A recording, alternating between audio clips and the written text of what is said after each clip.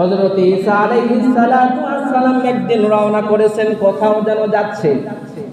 তিনি লক্ষ্য করে দেখে একজন আল্লাহর বান্দি কবরের পাশে কবরের মাটি নাড়ে আর চোখের পানি ফেলে কান্না করে।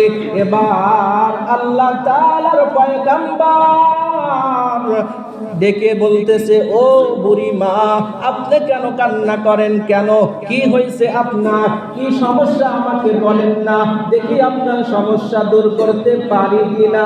এবার আম্মা জান ডেকে বলে, ও জামানার পয়গম্বর, আপনি জানেন হয়তো কয়েকদিন পূর্বে আমার মেয়ে অন্ধকার কবর জগতের বাসিন্দা হয়ে গিয়েছে।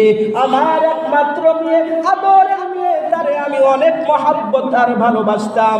তার বিরহ বেদনায় আমি এভাবে কান্না করতেছি।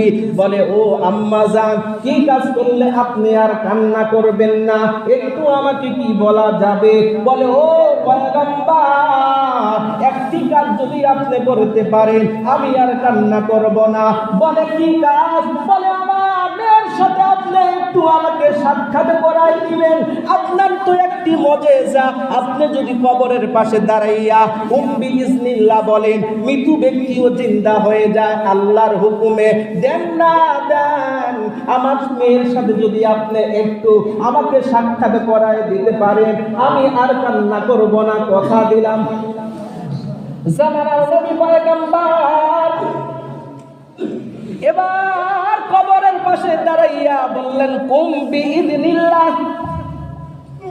এই কবরের বাসিন্দা, কবরের মধ্যে কে আছো? যাও, দাঁড়িয়ে যাও, দাঁড়িয়ে যাও। হযরত ঈসা রূহুল্লাহ এই কথা বলার সঙ্গে সঙ্গে বলে, কবর থেকে একজন সুন্দর মহিলা দাঁড় হয়ে গিয়েছে। ঐতিহাসিকগণ বলেন, নিমিষের মধ্যে দেখা গেল আল্লাহর বান্দির মাথার চুলগুলো একেবারে কিসকিসে কালো ছিল,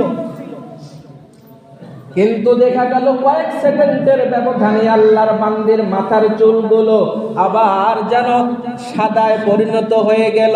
আম্মা জান এবার মেয়েকে প্রশ্ন করে, ও আমার কলিজার টুকরা, তোমার মাথার চুলটা ছিল কালো, বলে কয়েক সেকেন্ডের মধ্যে তোমার চুলগুলো কি জন্য সাদায় রূপান্তরিত হয়ে গেল বলো?